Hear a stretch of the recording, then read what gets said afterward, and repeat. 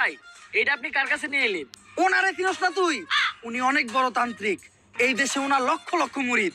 উনি নতুন একটা বই লিখছে, বইয়ের নাম শয়তান ধরার গর্জন। যেই বই পইরা নতুন কইরা লাখ লাখ মানুষ তান্ত্রিক হইতাছে। কিন্তু লালু ভাই আশেপাশে তো কোনো তান্ত্রিক বা মুরিদ দেখতেছি না। আরে ওগুলা তো সব ফেসবুক আর টিকটকে।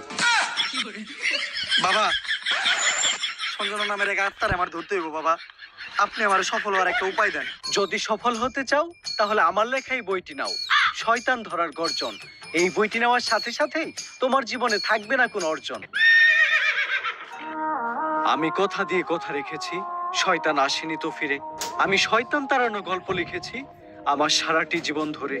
আমি অন্ধকারে মোমবাতি জ্বালিয়েছি, তবুও পাইনি ভূতের খোঁজ। আমি ভূতের অপেক্ষায় ছিলাম, ভূত নিজেই হয়েছিল নিখোঁজ। শয়তান ধরার গর্জন, পৃষ্ঠা নাম্বার চুদলিংপং। বাবা, এটা তো মন্ত্র না, ছন্দ কইলেন। মার্কেটে আপাতত ছন্দই চলে। বাবা, বইটা একটা আমারও লাগবে। দাম কত এটা? মাত্র 1000 টাকা। 1000 টাকা দিয়ে আর কিনুম? 1000 টাকা হাতে নিয়ে ভূতের ডাক দিলে ভূত নিজেই চালচলে আয়া পড়বো। 1000 টাকা দিয়ে বইয়ের দাম, এই বইয়ের বিশেষত্ব কি? এই বইটা আমি আমার নিজ হাতে লিখেছি। দেখি। হাতের লেখা এত খারাপ? দেখি বইয়ের প্রথম পৃষ্ঠায় কি লেখা? মানুষকে ভোদাই বানানোর 100টি উপায়। 1000 টাকা দিয়ে 120 পৃষ্ঠার এই বইটি নেন আর ঠাস কইরা ভোদাই হয়ে যান। এখন সফল হইতে গেলে তো এই বইটা লাগবেই।